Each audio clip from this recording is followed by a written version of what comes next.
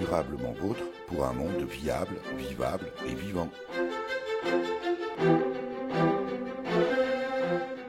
Aujourd'hui, nous évoquerons le projet de rénovation et d'extension de la ligne 1 du tram du Grand Nancy. Pour ce trajet reliant à l'ouest de Nancy la place du Vélodrome au plateau de Brabois, la métropole du Grand Nancy envisage un étonnant parcours et d'énormes travaux pour le moins discutables. Nous sommes à Villers-lès-Nancy, chez et avec l'un des membres du collectif des riverains du jardin botanique Jean-Marie Pelt, qui mène la controverse. Durablement vôtre, à réécouter sur durablementvôtre.fr. Francisco Teruel, bonjour. Oui, bonjour. Francisco Teruel, pour que l'on comprenne bien, quels sont les aspects qui, dans ce renouvellement et peut-être surtout l'extension de cette ligne 1 du tram de la métropole du Grand Nancy, vous posent problème? L'aspect principal, je crois que c'est la forme. La forme. Tout d'abord, effectivement, il y a sûrement un tram à renouveler. Ça, je l'entends bien. Il faut aujourd'hui peut-être améliorer les transports, etc. Mais c'est surtout la forme. La forme, il n'y a pas eu de concertation sur ce tracé viaduc. Alors ça, on va y revenir si vous voulez bien, Francisco Teruel. Mais au départ, j'aimerais que, exercice radiophonique, parce que moi, là, on a les plans sous les yeux. Oh oui, oui. Mais pour essayer de bien comprendre, on est donc à l'ouest de Nancy. Oui. La ligne de tram arrive jusqu'au... Oui, avenue Général Leclerc, au rond-point Vélodrome de Vendœuvre, oui. Et la ligne continue jusqu'en haut sur le plateau. Oui. Sauf que la rue est tellement raide que depuis le Vélodrome jusqu'au sommet du plateau, le tram circule un peu comme un bus. Oui, tout à fait, tout à fait. Et la pente, donc cette rue-là, qui est la rue qui aujourd'hui est utilisée, c'est la rue Jean Jaurès, et la pente est relativement raide, on va dire. Et un tram ferré, semble-t-il, ne pourrait pas monter. Bon, on est un peu sceptique, on voit monter des trams à Tenerife ou à Lisbonne ou autres qui montent des pentes nettement plus conséquentes. Mais pas à Nancy, on sait bien qu'avec le tram, c'est compliqué. Ça a toujours été un peu compliqué. Donc au départ, ce tram-là, il a pour objectif d'aller du carrefour du Vélodrome jusqu'au CHU de Brabois. C'est normal, c'est logique. Et Nancy, quasiment en ligne droite. Et quasiment en ligne droite. La métropole a décidé de tout délocalisé sur le plateau de Brabois. Fac de médecine, pôle santé. Aujourd'hui, on trouve tout ce qui est technopôle entreprise.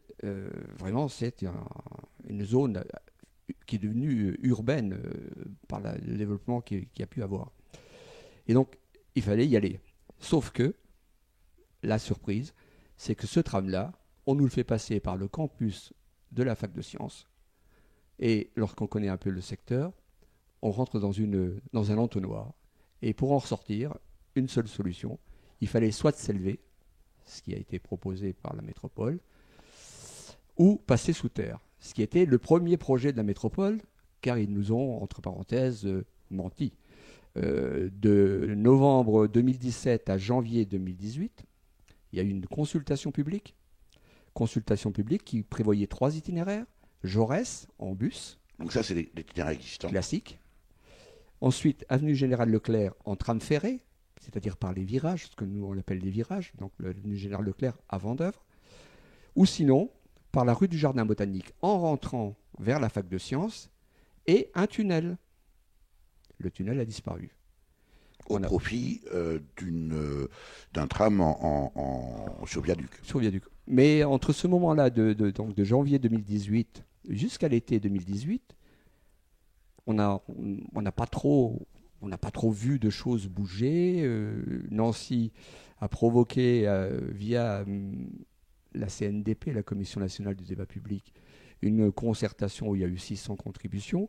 Mais en fait, on contribuait sur un sujet qui était faux.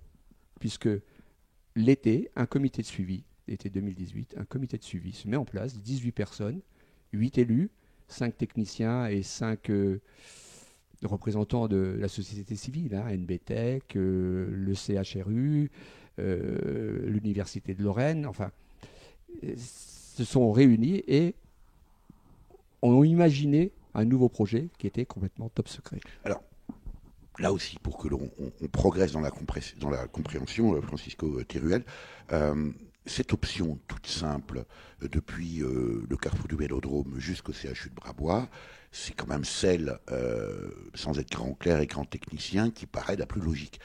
Comment est-ce que la métropole du Grand Nancy justifie ce nouveau tracé qui, alors presque survole l'actuelle faculté des sciences et puis surtout empiète sur une partie non négligeable du jardin botanique sans tenir compte en plus des nuisances sonores? Pour se défendre de Jaurès, ils disent que c'est trop étroit. Bon, bah, c'est vrai, mais bon, il y a d'autres solutions plus rationnelles qui auraient peut-être permis de monter en ferré. Et pour justifier justement le passage par la fac de sciences, eh ben c'est tout simple. Aujourd'hui, ils considèrent que toutes les villes ont un tram qui va dans les facs de sciences, dans les campus universitaires. Ça veut dire quoi, ça Ça veut dire simplement que sur une population qui se rend à l'université, donc à la faculté de sciences pour nous, cette population-là qui est absente de juin à septembre, donc c'est vraiment un trou. Et là, on veut nous faire croire que c'est indispensable. Ça fait gagner quelquefois un peu de marche à pied pour les étudiants, puisque les arrêts actuels, qui est appelé l'arrêt soit du Reclus, soit l'arrêt Callot, qui sont les plus environnants de la faculté de sciences, ils sont à 4 minutes de marche à pied, quoi. Je veux dire, c'est... Parce que pour l'instant, la ligne existe déjà, puisqu'il est une question de renouvellement et d'extension. Ça veut dire qu'aujourd'hui, les étudiants qui veulent prendre cette ligne 1, qui part du carrefour du Vélodrome jusque sur le plateau de Brabois, ont 4 à 5 minutes à pied. Oui, depuis la faculté. Depuis la faculté. Et pour leur éviter ces 4 à 5 minutes, le projet, nous dit-on, devrait passer. Celui que vous venez de nous présenter, à force de viaducs et d'énormes travaux. Oui. Et surtout, ce qui est étonnant, c'est que il faut être étudiant pour comprendre que si on n'habite pas sur le tracé du tram, de toute façon, on ne prendra pas le tram. Donc, l'objectif, je crois, de l'Université de Lorraine, c'était surtout de réduire le nombre de véhicules qui circuleraient. Enfin, ce n'est pas l'objectif, c'est ce qu'ils donnent comme argument. J'y crois pas, parce que si on habite en travers de l'agglomération, on ne prendra pas le tram, on n'ira pas se déposer sur un arrêt du tram. Donc, je dirais que c'est tout faux. Ou alors, il faut vraiment que dans les 25 000 étudiants qu'il y a sur la population nancéienne, on nous fait valoir qu'il y a 25 000 étudiants sur 250 000 habitants. Je veux bien entendre aussi, mais tous ces 25 000 étudiants-là ne vont pas à la faculté de sciences de Vendeuvre et de Villers. Donc, j'y crois pas. D'autres arguments présentés par la métropole, c'est on desservira mieux un IUT du Montet, et il n'est pas plus desservi avec le nouveau tram. On desservira mieux le lycée Stanislas, avec les 1200 élèves. Il ne sera pas plus desservi avec le nouveau tram. Au simple motif que l'arrêt qui permettrait de desservir l'IUT du Montet, ou soit le lycée Stanislas, il est à la clinique Saint-André, et aujourd'hui il existe. Et un arrêt qui est souvent utilisé, qui s'appelle le Reclus, qui est à proximité, celui-là va disparaître. Alors, moi, il y a une chose que je ne comprends pas dans ce projet, Francisco Teruel, c'est la ligne existe déjà. Comment est-ce qu'elle fonctionne? Est-ce qu'elle est saturée? Est-ce qu'elle fonctionne mal? Est-ce qu'on la laisse mal fonctionner? Disons qu'actuellement, le tram actuel qu'on paye depuis les années 2000, quand même, il est obsolète. Il est obsolète. Ça a été un choix au départ, je pense un choix politique, puisque Caen avait aussi le même type de tram que nous. Aujourd'hui, on sait qu'il rouillait déjà sur le catalogue. Oui, mais il n'a jamais démarré le jour de l'inauguration. C'est un peu dommage. Ça la fout un peu moche. Mais bon, ce tram-là, non, il est trop petit, il est inconstant, il est toujours en panne, enfin souvent en panne, pas toujours. Et c'est vrai qu'il est très destructeur. Aujourd'hui, toutes les grandes villes, puisque vous disiez à l'instant que c'était un des arguments de la métropole du Grand Nancy, que d'avoir son viaduc, on imagine peut-être le nom de baptême de ce viaduc. Toutes les grandes villes aussi se targuent de démocratie participative. Francisco Teruel, est-ce que le collectif des riverains du Jardin botanique est entendu, écouté par les décideurs du Grand Nancy? J'ose espérer qu'on sera entendu, surtout écouté. Est-ce que vous êtes reçu? On a été reçu on a fait des réunions publiques, des réunions où notre maire a été invité à s'exprimer, parce que bon, c'est vrai que là, on habite tout près du du futur tram, qui, j'ose l'espérer, ne verra jamais le jour. Mais il y a 204 maisons, 400 habitants, et on a découvert le poteau rose vraiment fin décembre. Et c'est un groupe d'habitation qui est très solidaire, parce que d'un seul coup, on s'est retrouvé obligé de manifester.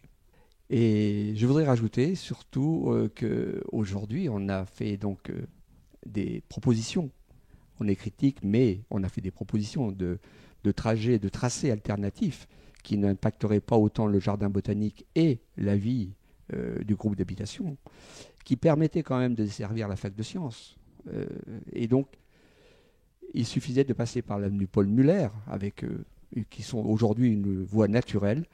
Et monsieur le maire de Villers-Nancy, donc François Werner, qui est, pour les personnes qui le connaissent, qui est quand même le gendre de notre président de la métropole, est tout à fait d'accord avec nous et est prêt à porter le projet de passage du tram, du tracé du passage du tram par l'avenue Paul Muller, ce qui est intéressant.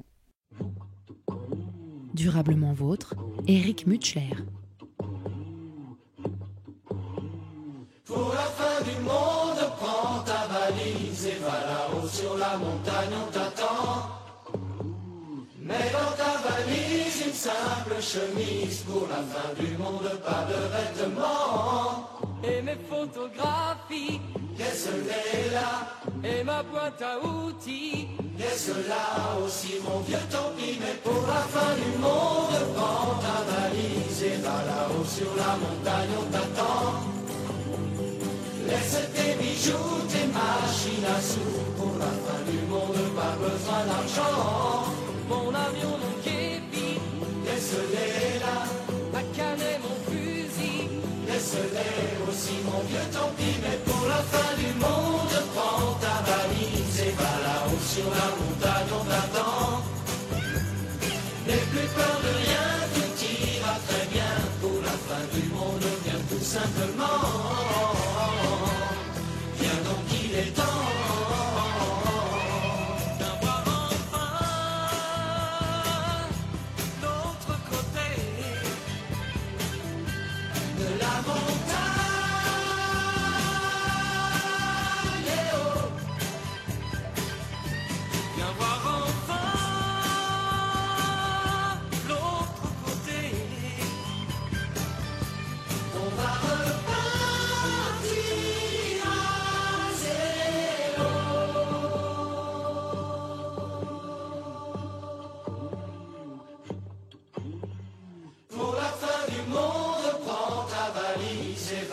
Sur la montagne on t'attend. Mets dans ta valise une simple chemise, pour la fin du monde, pas de vêtements. Et mes photographies, laisse-les là. Et ma boîte à outils, laisse-la aussi, mon vieux tant pis. Mais pour la fin du monde, prends ta valise et va là-haut sur la montagne on t'attend.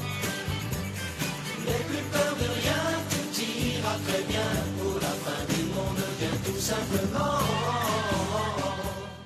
Nous sommes toujours à Villers-Nancy, l'une des 20 communes de la métropole du Grand Nancy. C'est à l'ouest, en l'occurrence, de Nancy, à propos du projet de renouvellement et surtout d'extension de la ligne 1 du tram du Grand Nancy. On a entendu qui pose problème aux riverains et on a compris pourquoi.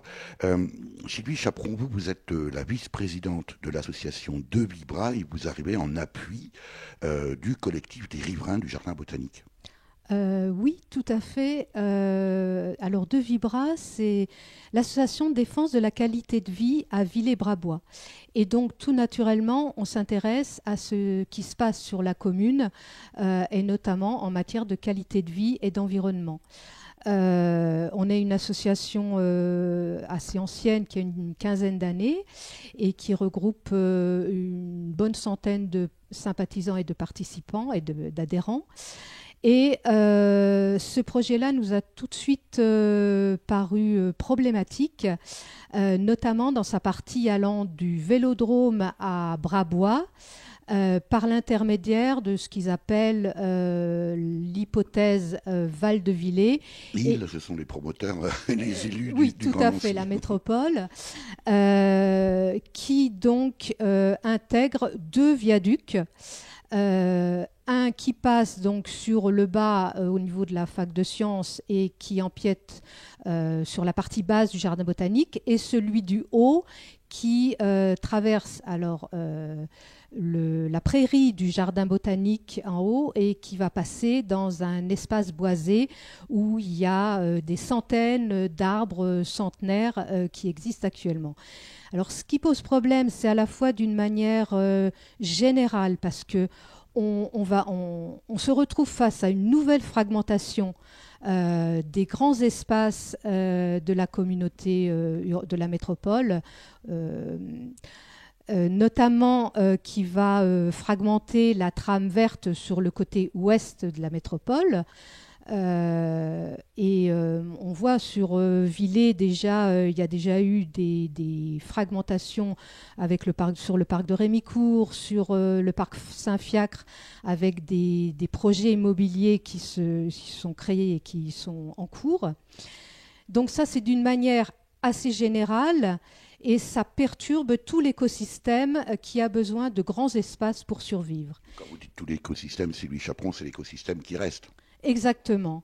Et si on veut aller d'une manière plus fine, et là on s'est basé sur l'étude Néomis, qui est l'étude d'impact pour le projet. Néomis étant un bureau d'études. Un bureau d'études, voilà, qui a étudié l'étude d'impact.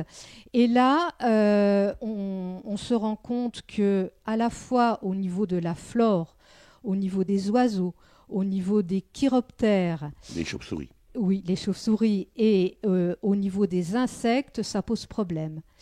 Et notamment, alors, au niveau de la flore, il y a une espèce végétale protégée qui a été trouvée donc, dans le jardin botanique. Au niveau des oiseaux, il y a des espèces patrimoniales qui sont classées vulnérables et qui sont présentes sur le secteur du jardin botanique. On sait qu'au niveau des chiroptères, donc des chauves-souris, c'est un espace de terrain pour les chauves-souris depuis la sapinière de Brabois jusqu'au jardin botanique. Et au niveau des insectes, alors là, il y a un Néomis donc a trouvé un papillon qui s'appelle l'azuré du serpolet, et qui est un papillon rare et en régression, et qui est intégralement et strictement protégé, ainsi que ses habitats. Donc là, les travaux, plus le viaduc, plus le fonctionnement du tram, ça risque de perturber complètement toute cette faune et cette flore et cette biodiversité générale du secteur. Sylvie Chaperon, ce que vous évoquez là m'évoque le GCO, le grand contournement ouest de Strasbourg. Alors évidemment, c'est dans des proportions différentes. Néanmoins, on a aussi trouvé énormément d'espèces protégées. Est-ce que vous avez le sentiment que ces arguments seraient ou seront opposables aux grands bâtisseurs du tram, Alors, en tout cas de la ligne 1? On sait malheureusement que les fleurs, la faune, la flore, c'est pas forcément dans les priorités des promoteurs. Même si c'est dans la loi. Même si c'est dans la loi. Cependant, la pression des associations et des citoyens fait que ça peut devenir incontournable. On l'a vu par rapport au combat que notre association a mené sur le plateau de Villers, où il y avait des projets immobiliers de construction, à la fois de bâtiments tertiaires et d'habitations qui étaient prévus. Suite à notre pression, et parce que on avait aussi eu le soutien de l'association Florène, donc des botanistes lorrains, et M. Vernier en particulier, qui nous a beaucoup aidés sur cet aspect-là, qui savait qu'il y avait une plante protégée, qui est une toute petite plante, un tout petit trèfle, mais qui était très protégée ainsi que... Et donc, jusqu'à présent, on a réussi à faire arrêter le projet parce qu'il y avait cette petite plante-là. Donc, une petite... Parce que, ce ou que grâce. peut une petite plante... Parce que Sylvie Chaperon ou grâce. Grâce. Ce que peut une petite plante, un petit papillon peut-être le faire aussi. Du moins, c'est ce qu'on espère. C'est une belle phrase qui amène à l'espoir. Vous avez aussi, Sylvie Chaperon, à travers l'association de Vibra, lancé une pétition. Alors, c'est pas nous qui avons lancé la pétition. C'est un travail collectif avec le collectif des riverains et l'association Florène. Et effectivement, dès le début du projet, on a souhaité faire bouger les choses et ne pas baisser les bras. Mais je pense que Francisco en parlera mieux que moi. Et c'est vrai que cette pétition a, à ce jour, récolté 3200 signatures et ça nous a fait chaud au cœur. Alors ça, on peut le comprendre. Néanmoins, est-ce que vous avez le sentiment, Sylvie Chaperon, que des pétitions, comme d'autres marches, par exemple, pour le climat, on a entendu récemment la réponse du président de la République par rapport aux marcheurs pour le climat, qui les envoyait promener en Pologne. Est-ce que vous avez le sentiment qu'une pétition, quand bien même elle réunit beaucoup de monde, puisse impacter les décideurs? Alors, c'est vrai que on peut se poser la question. Je vous la pose d'ailleurs. On peut aussi se dire que on est en période électorale. Ça, c'était la deuxième partie de la question. Et que ça peut-être faire réfléchir certains prétendants aux futures élections. Durablement vôtre, Éric Mutschler.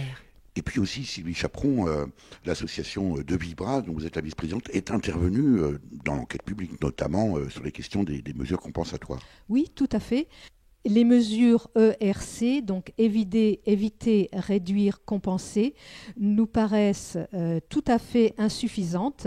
Et d'ailleurs, l'autorité environnementale qui a donné son avis dans l'enquête a jugé également que c'était insuffisant. Donc tout ça nous paraît pas satisfaisant et très flou, notamment au regard du tracé qui n'est pas encore définitivement arrêté. Et du coup, comment une étude d'impact peut dire exactement ici il y aura ceci et ici il y aura cela, puisque le tracé n'est pas complètement arrêté. Dans les alternatives que vous proposez et que Francisco Teruel a présentées, est-ce que vous avez pu comparer les différents impacts précisément entre les différentes options? Alors non, pas du tout, puisque dans les études, les documents à disposition, il n'y a pas les études sur les autres hypothèses. Donc on ne peut pas savoir quels sont les impacts des autres tracés. Mais comme ces tracés utilisent le plus souvent des voies existantes, on imagine que les impacts seront bien moindres. Sylvie Chaperon, tout à l'heure, vous évoquiez la pétition. Est-ce que vous avez le sentiment que la population locale, les habitants de Villers-lès-Nancy, peut-être aussi des environs, soutiennent votre démarche, soutiennent votre cause?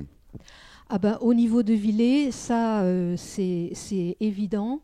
Nous on a notre Facebook et on a eu que des retours très positifs au niveau de notre action.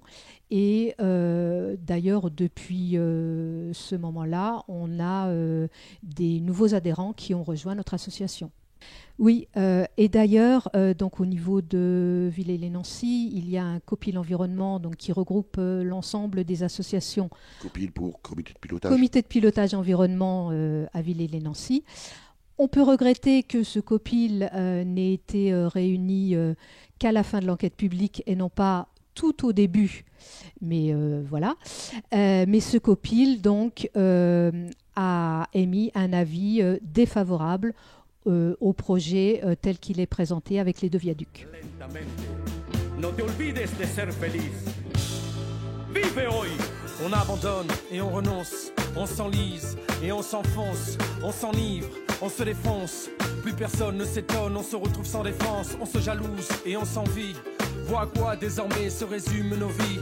Du pain, des jeux et des grosses bagnoles. On se tire vers le bas quand nos idéaux s'envolent. De nos lâchetés, les rancœurs font leur lit. La parole est d'argent et les langues se délient. Prime à la délation, celui qui balance, celui qui consomme, consume son existence. Je suis pas sûr de vouloir faire comme tout le monde.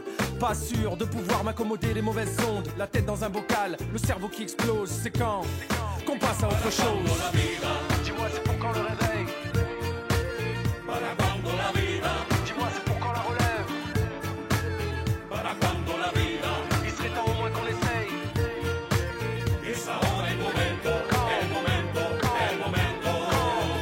La révolution, ils veulent que tu la chantes. La main sur le cœur et la cocarde fringante. Mais malheur à celui qui sacrilège voudrait pour de bon abolir leurs privilèges. Tout là-haut, dans leur tour d'ivoire, fiers comme des coqs qui font peine à voir le changement dans leur slogan, dans leur discours. Pour ce qui est du passage à l'acte, on verra ça un autre jour, c'est de la communication. On communie et on cautionne comme ces escrocs que la foule ovationne. Ils s'étonnent de la montée de l'extrême qui nourrissent au quotidien de leur connerie suprême. Et nous, tous les soirs, on s'imagine en s'endormant que le petit prince des collines viendra nous parler doucement. Hey, il serait peut-être temps qu'on se réveille, qu'on foute enfin leur foutu monde à la poubelle. Dis-moi c'est pour quand le réveil. Dis-moi c'est pour quand la relève.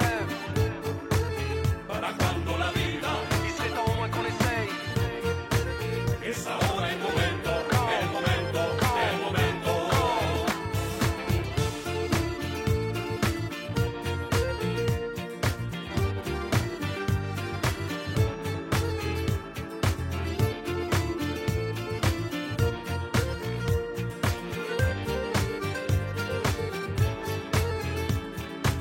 No te dejes morir lentamente. No te olvides de ser feliz. No te dejes morir lentamente. Vive hoy, hazlo hoy, arriesga hoy. Il est vivant, celui dont l'esprit a su s'évader par-delà les prisons de verre et les barreaux dorés. Celui qui a su garder une âme d'enfant, des étincelles plein les yeux. Vivant, celui qui sait fuir les conseils sensés. Celui qui fait sien les chemins déviés. Celui qui pense par lui-même, celui qui aime, qui sait pleurer quand son cœur saigne. Dis-moi c'est pour quand le réveil. Dis-moi c'est pour quand la relève. Il serait temps au moins qu'on essaye. Francisco Teruel, au-delà du problème de l'emprise physique de l'extension de cette ligne 1 du tram de la métropole du Grand Nancy, telle qu'elle est présentée aujourd'hui, telle qu'elle est adoptée pour l'instant, se pose aussi la question des nuisances. Tout à fait, tout à fait. Il faut déjà revenir un petit peu en arrière, il faut déjà décrire le viaduc. Le viaduc fera 15 mètres de haut au plus haut, 335 mètres de long. Une emprise d'une largeur de 12 mètres. Dessus va être créé donc 2 voies de circulation pour le tram et une voie routière qui permet justement de dépanner le tram, soit si un tram est en panne, peut-être évacuer les gens, les voyageurs, je ne sais pas. Mais bon, ça fait une largeur assez impressionnante, assez conséquente, de 12 mètres. D'ailleurs, Francisco, dans les dossiers auxquels vous avez accès, il n'y a, je crois, quasiment pas de représentation 3D, ce qui est quand même surprenant avec la technologie dont on dispose aujourd'hui. C'est le grand secret. On n'a toujours pas compris pourquoi. Aujourd'hui, quand on visite un appartement, on vous fait visiter en virtuel. Même quand on vous installe une cuisine. Voilà, tout à fait. Mais là, sur un dossier de 1000 et quelques pages, 1500 pages, je crois, j'arrête de compter parce qu'il y en a trop. Il y a une espèce de dessin, une sorte de dessin un peu gris, qui nous a été présenté à une réunion publique. Et s'ils n'ont que ça comme élément de travail pour faire des projections, je doute un peu quand même du projet en totalité. Là, je m'étonne. Et bien sûr, ce viaduc-là va créer des nuisances de tout type. Alors, on va commencer par les plus simples, c'est la nuisance sonore. Alors, celle-là, c'est formidable. Un tram avec courbe et contre-courbe, pour ceux qui prennent le métro, on sait ce que c'est. C'est le bruit de crissement dans les courbes. Ensuite, le tram, bien sûr, un arrêt en haut, un arrêt en bas, les freinages, les démarrages. Ça, c'est pour les nuisances sonores. Avec quand même aussi une cadence assez soutenue de ces trams. Une cadence énorme, de 4 minutes par tram dans chaque sens, ou voire peut-être 10 minutes, on ne sait pas trop exactement, mais bon, peu importe, ça fait c'est ininterrompu. C'est ininterrompu. La quiétude, Un bruit de fond, en somme. un bruit de fond, voilà, un nouveau bruit de fond, oui, des acouphènes un peu. Mais je crois que la clinique Saint-André, qui va être frappée de plein fouet par le passage du tram, puisque l'arrêt va être devant la clinique, j'imagine un peu les patients dans cette clinique qui se feront opérer. Donc le bruit, ensuite les vibrations. On nous dit non, aujourd'hui on est capable de mettre des semelles, machin truc. Enfin, je n'y connais rien et je ne vais pas en entendre. Vous êtes de mauvaise foi, Francisco. Un peu. Querelle, Oui. on voit bien que le tram de Nancy, aussi bien en termes de fonctionnement, de bruit, c'est Formidable. c'est une vitrine. C'est une belle vitrine, surtout qu'il est déjà à pneus. Donc. Et quand le vent porte depuis l'est, là-bas, on l'entend rouler à environ 1 km d'ici. Mais c'est pas grave, on peut imaginer que notre nouveau tram sera beaucoup plus amorti. Non, je plaisante, non. C'est dans une clinique où il va y avoir des appareils de microchirurgie, c'est-à-dire une cataracte, avec un défilé de tram sous les fenêtres, j'ose imaginer que je ne retourne pas me faire opérer, hein, ça c'est sûr. Donc ça c'est pour les nuisances vibratoires. Le tram suspendu à un tablier de béton énorme, suspendu sur 7 piliers. Il n'y aura que 7 piliers. Au départ, il y en avait plus. Aujourd'hui, on a découvert qu'il n'y en aurait que 7. C'est-à-dire que l'impact au sol, il est énorme. La portée est sur un terrain géologiquement instable. Ils ont beau dire qu'on peut tout faire aujourd'hui. Non. Le pont de Gênes s'est effondré. Hein. À Nancy, l'école d'architecture, qui n'est pas si vieille que ça, un morceau de la façade s'est effondré. Alors, Ce qui est quand même un comble pour une école d'architecture. pour une école d'archi, oui. Alors, c'était un peu... Je pense que c'était un peu la plaisanterie du jour à l'époque. Mais bon, je veux dire que c'est pas possible. On n'est pas maître. Les ingénieurs sont très bons. Les techniciens sont formidables. Mais on n'est pas maître de la nature. En 2003, oui, je crois, le 22 février 2003, on a eu un séisme. On a ressenti ici, dans la vallée, un séisme de 5,4 sur l'échelle de Richter. Et l'épicentre était sur Remiremont. Pas loin, pas loin. Des bibelots sont tombés.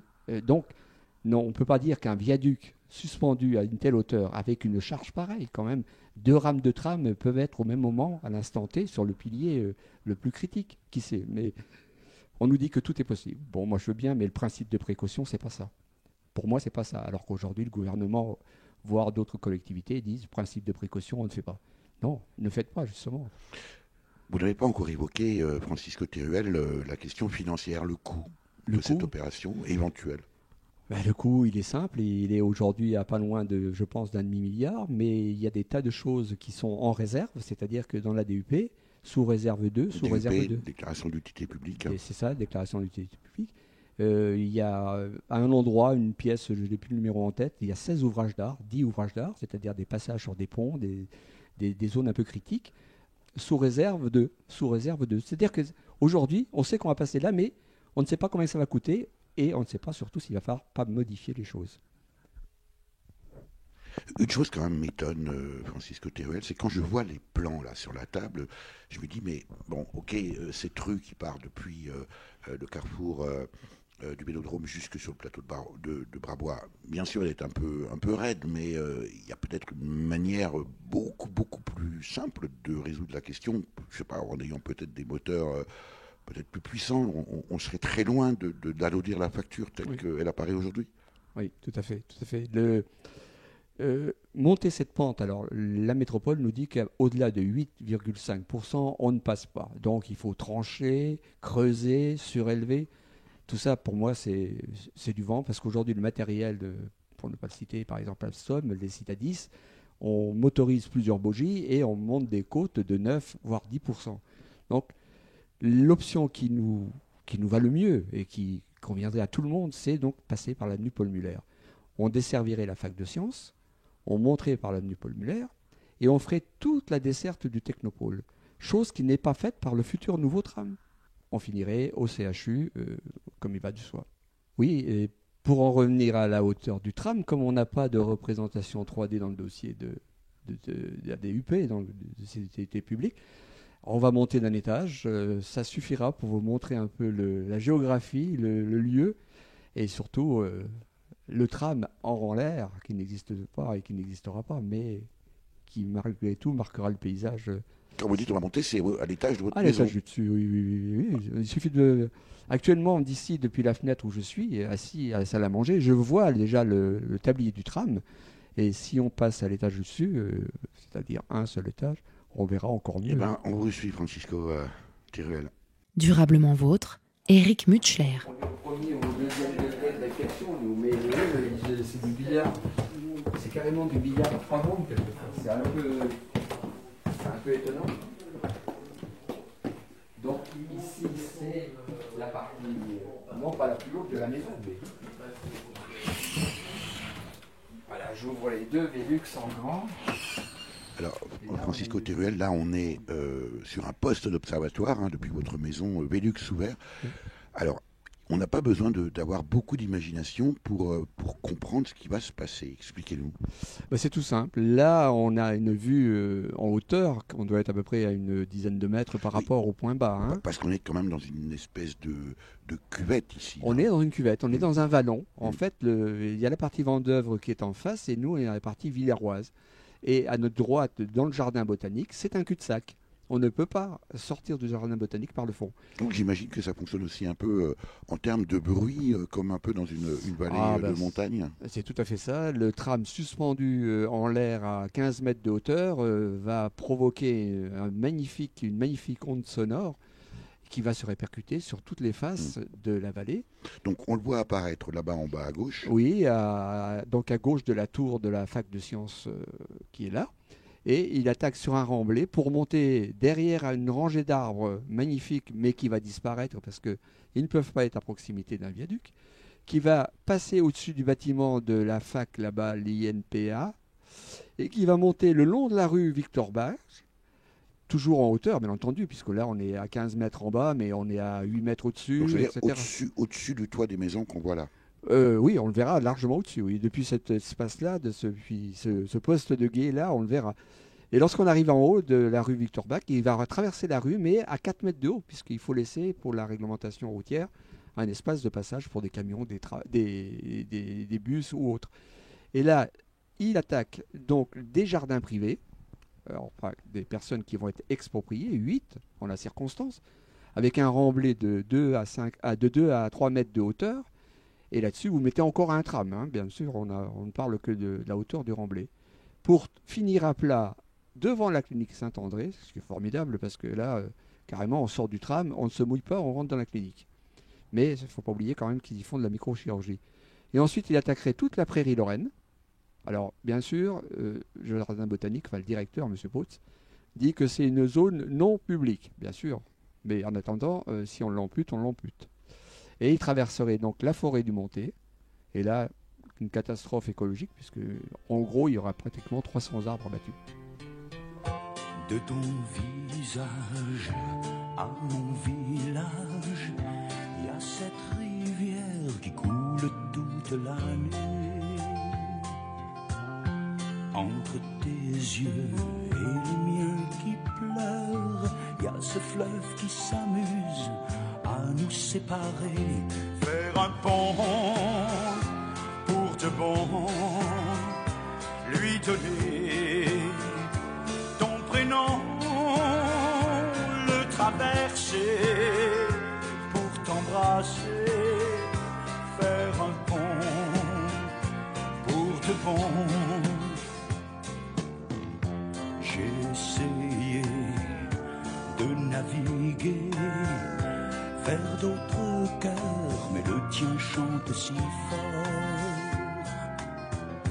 Entre nous deux et le monde entier, il n'y a qu'une rivière pour nous séparer. Faire un pont pour de bon, lui donner ton prénom, le traverser pour t'embrasser. Faire un pont pour de bon.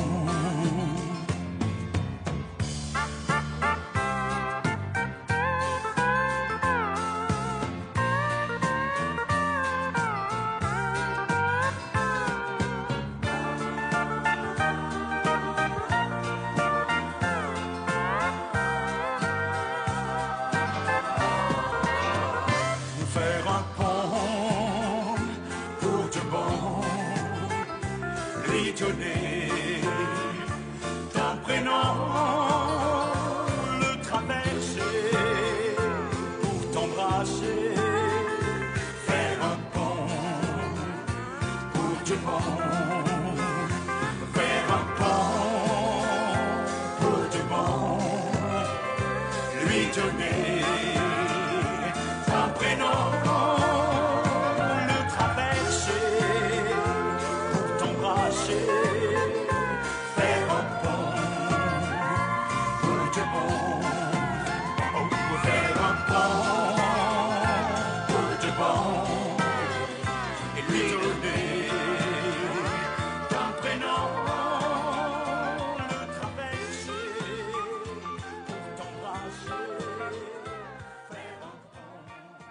Francisco Teruel, membre du collectif des riverains du Jardin botanique, par rapport à ce projet, on va dire, d'extension, puisque c'est surtout ça qui pose problème, de la ligne 1 du tram de la métropole du Grand Nancy. Est-ce que vous êtes un NIMBY?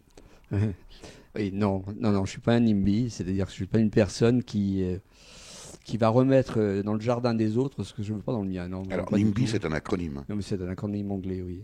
Qui signifie Not in my backyard. Voilà, C'est-à-dire que c'est pas chez moi, chez les autres. Pas du tout. J'habite ce groupe d'habitation depuis 1980.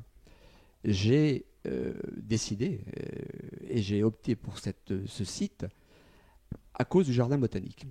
C'est une vallée qui était très calme, elle n'a pas changé, on n'a aucun commerce, mais on se rend dépendant des commerces de façon naturelle. Aujourd'hui, le jardin botanique, notre jardin botanique, on peut le dire, parce qu'en réalité, quand on parle du jardin botanique Jean-Marie Pelt, il y a déjà quand même aujourd'hui, il a quand même le nom de Jean-Marie Pelt, qui est quand même un botaniste. Je pense qu'il se retournerait dans sa tombe s'il voyait ce tracé-là. Ça serait douloureux pour lui.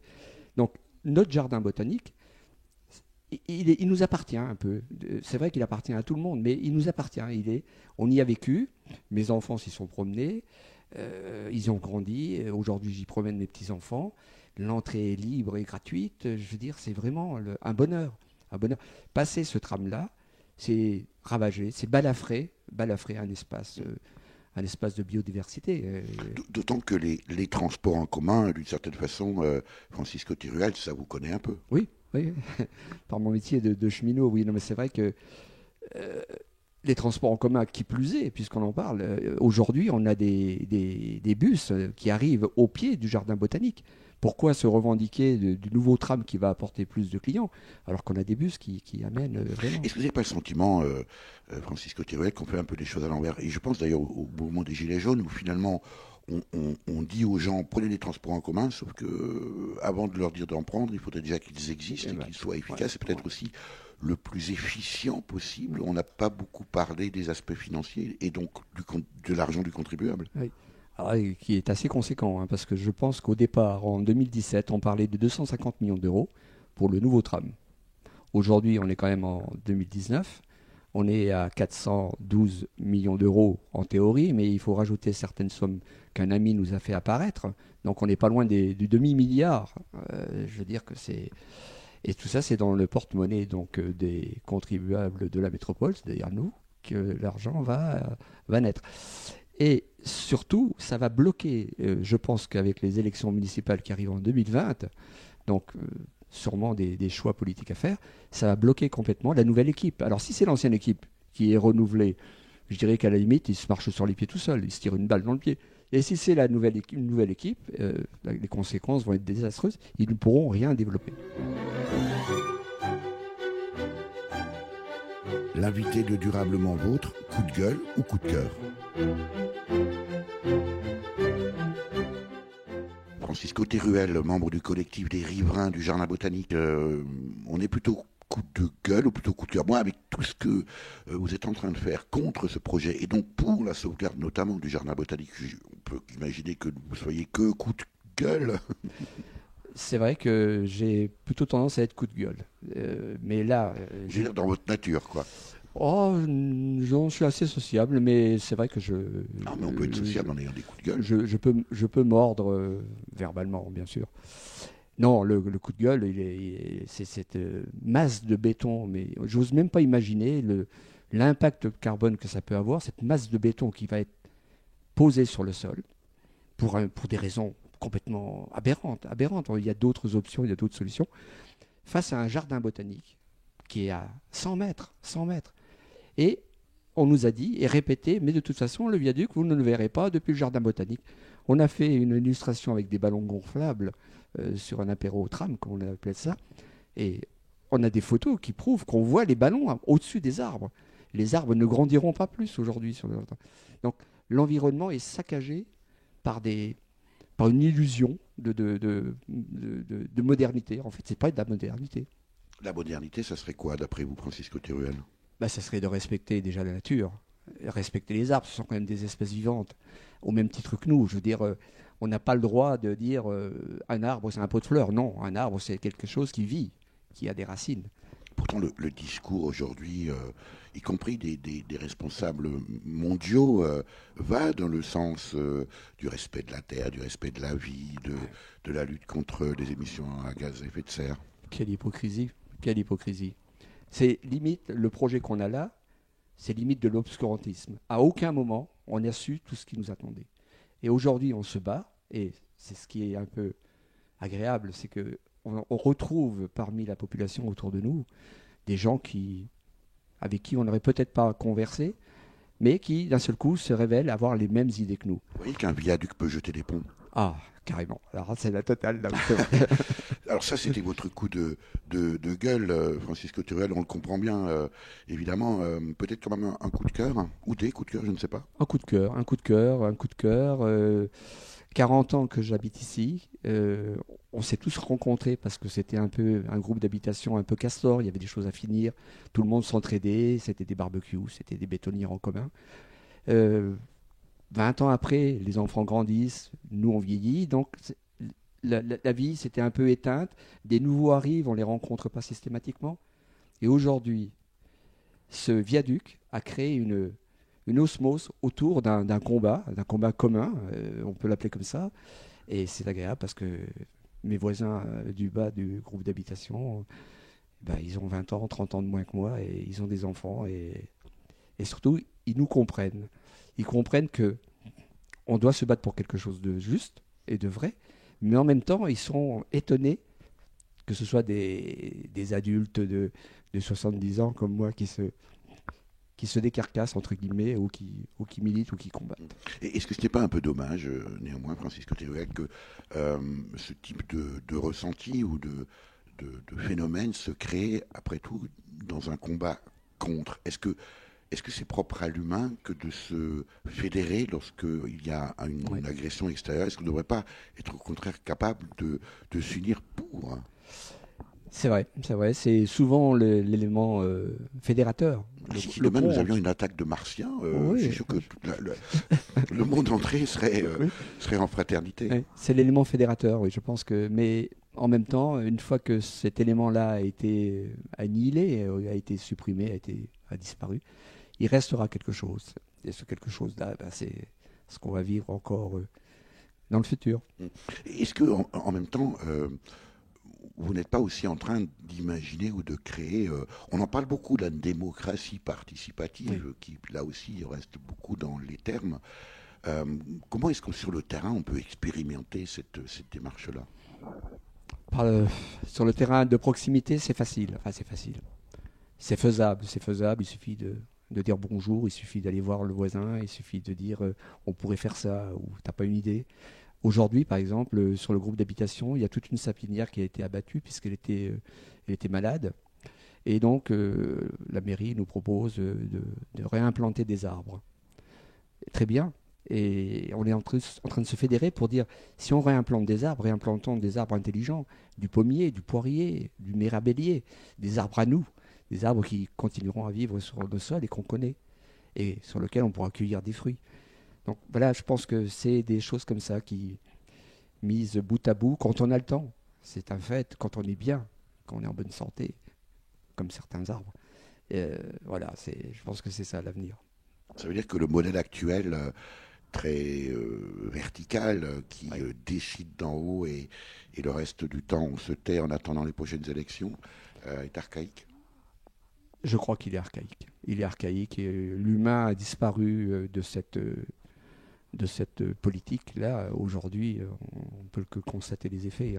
Des gens sont dans la rue, se battent pour essayer de manger, vivre, occupent des ronds-points. En même temps, ils se battent aussi pour un pot de Nutella parce qu'il est en promotion. C'est vrai. Mais est-ce que c'est justement pas ça le défaut? Est-ce que c'est pas le... Est-ce que c'est la cause ou est-ce que c'est la cause de la conséquence? Voilà, c'est l'œuf ou la poule. Et votre sentiment sur cette question? Je pense que les gens méritent de vivre correctement. Et c'est vrai qu'on n'a pas le droit de laisser quelqu'un, entre guillemets, crever dans la rue. Aux États-Unis, c'est le cas. Les gens qui n'avancent pas vont au fossé. On les enterre ou on ne les enterre pas, mais ils vont au fossé. On n'a pas le droit, nous, Français, avec tous les humanistes qu'on a pu avoir et autres philosophes, on n'a pas le droit d'être comme ça. Enfin, on n'a pas le droit. Un pays d'accueil, la France. J'en sais quelque chose. Voilà pour ce reportage sur la controverse qui porte sur le projet de rénovation et d'extension de la ligne 1 du tram du Grand Nancy, avec Sylvie Chaperon, vice-présidente de l'association De Vibra, et Francisco Teruel, membre du collectif des riverains du Jardin botanique Jean-Marie Pelt. Pour en savoir plus, rendez-vous sur Facebook sur les pages Collectif Riverains, riverains au pluriel, et De Vibra, ou écrivez à riveraindujardinbotanique@gmail.com, riverains au pluriel. Vous avez pu écouter Dans l'ordre Pour la fin du monde par Gérard Palapras, sorti en 45 tours en 1971. Para Cuando la Vida, Pour quand la vie, par le groupe HK et les Saltimbanques, paru sur l'album Rallumeur d'étoiles, sorti en 2015. Et enfin, Faire un pont, par Hervé Fornery, alias Dick Rivers, paru sur la face A du 33 tours Mississippi Rivers, sorti en 1976. Merci à Véronique Olivier à la réalisation. Vous pouvez réécouter cette émission de la semaine qui suit sa première diffusion sur le site www.durablementvôtre.fr.